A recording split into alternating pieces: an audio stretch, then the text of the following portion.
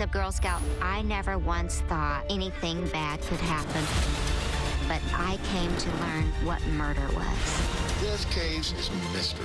That's why I've come back home to find answers once and for all.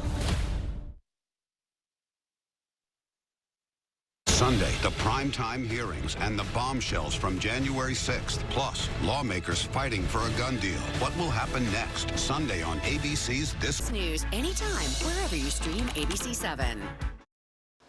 Now at 5, international travel about to get a whole lot easier. The COVID requirements that will be dropped at midnight. And new numbers show inflation is worse than we thought. What the president had to say as more families now struggling with rising costs. And a dangerous triple-digit heat wave set to sizzle California.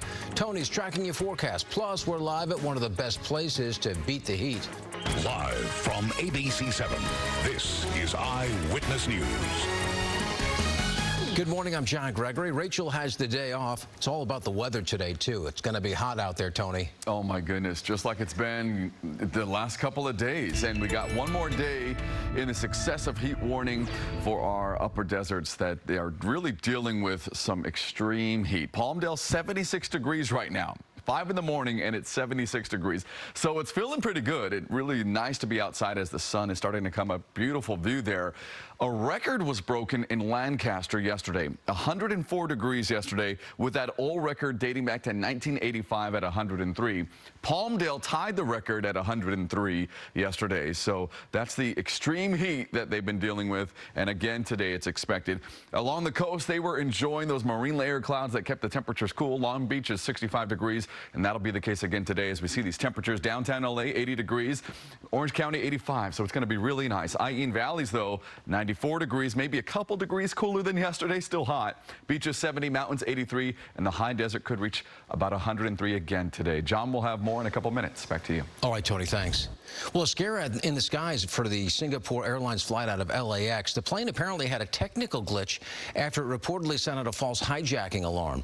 Here's the live look at LAX where that flight just took off around midnight.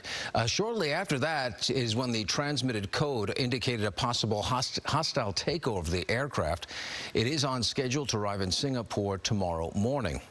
Meanwhile, a big change coming for passengers flying to the U.S. starting tomorrow. The U.S. dropping its requirement for proof of a negative COVID test. Inland Empire Bureau Chief Rob McMillan with how this policy change will impact air travel, plus reaction from passengers.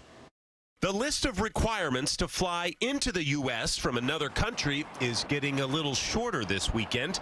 Yes, you'll still need a passport. Yes, you'll still need to clear customs. But starting Sunday morning, you'll no longer need to provide a negative COVID test. We just came back from Mexico 2 days ago. We were hoping it would change before we left. Didn't. So I think it's great. I'm thankful that we are relaxing that. I'm vaccinated. I felt good. Sammy Simmons just got back from a trip to Italy where he said just getting his family tested took almost the entire afternoon. I was in Venice. I went to 3 different pharmacies that wouldn't do the test. Then I had to walk 30 minutes, pay $100. Wait another 30 minutes to get the results, upload it, and it was just a lot of hassle. While most folks we spoke with are okay with the testing requirements being dropped, not everyone thinks it's a good idea. Well, it wouldn't be my preference. I would prefer to have testing still. With the mask mandates being dropped pretty much all over,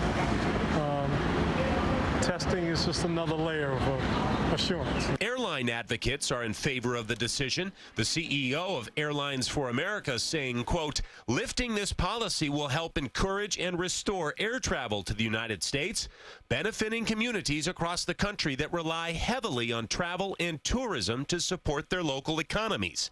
It's good to get people coming back here, the economy and everything.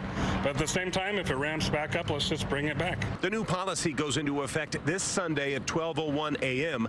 The CDC says it will evaluate this decision 90 days later. In Ontario, Rob McMillan, ABC 7 Eyewitness News. Well, now to an update on a story we brought you as breaking news yesterday. A father is facing DUI charges after a fiery crash that killed his wife and injured his child in Porter Ranch. Police say the man was driving on the 118 freeway with his wife and 3 children when he lost control. The car flipped and then caught fire. He managed to get out with one of his children, and first responders rescued the other two, but his wife did not survive. His children are in the custody